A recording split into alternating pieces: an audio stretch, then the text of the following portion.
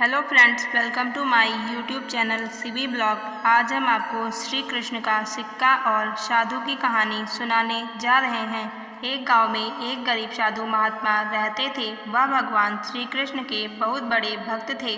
वह घर घर जाकर लोगों से भिक्षा मांगते थे। लोग उन्हें भोजन या कुछ पैसे देते थे और साधु उन्हें आशीर्वाद देते थे। भगवान कृष्ण ने एक दिन उनकी परीक्षा लेने का निर्णय किया। एक दिन जब वह साधु नदी के किनारे से गुजर रहे थे, तभी नदी के किनारे उन्हें सोने से सिक्कों से भरी एक पोटली मिली। वो बहुत खुश हो गए और पोटली अपने पास रखने का निर्णय लिया। जब वह घर वापस जा रहे थे तो रास्ते में उन्हें एक भिखारी मिला। भिखारी ने भोजन और पैसों की भीख मांगी, पर साधु ने उसे कुछ भी नहीं दिया।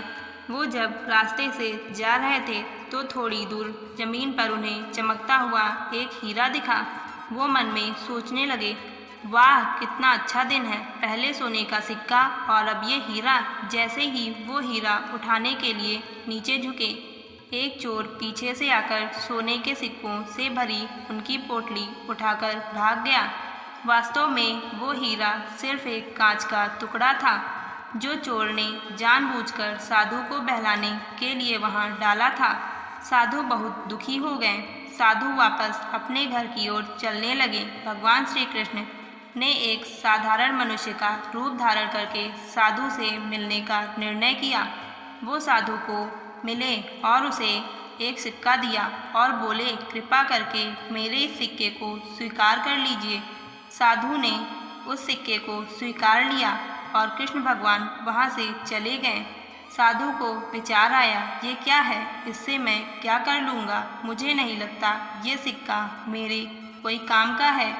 घर जाते समय साधु को एक मछुआरा मिला। मछुआरे के जाल में दो मछलियाँ फंसी हुई थी। साधु को उन पर दया आ गई।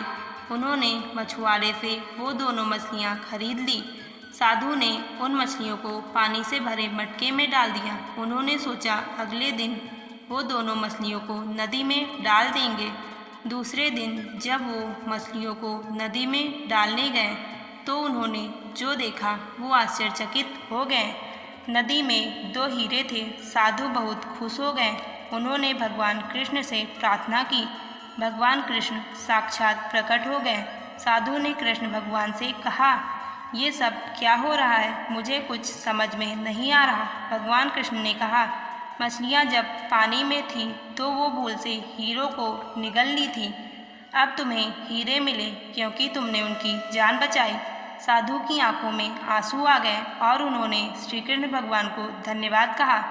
भगवान कृष्ण बोले, तुम्हें सोने के सिक्कों से भरी पोटली मिली, पर तुमने उस भिखारी की मदद ही नहीं की। तुम्हारे हीरे के लालच ने वो सोने के सिक्कों को भी खो दिया। हमेशा दूसरों की मदद करनी चाहिए और कभी भी लालच नहीं रखना चाहिए।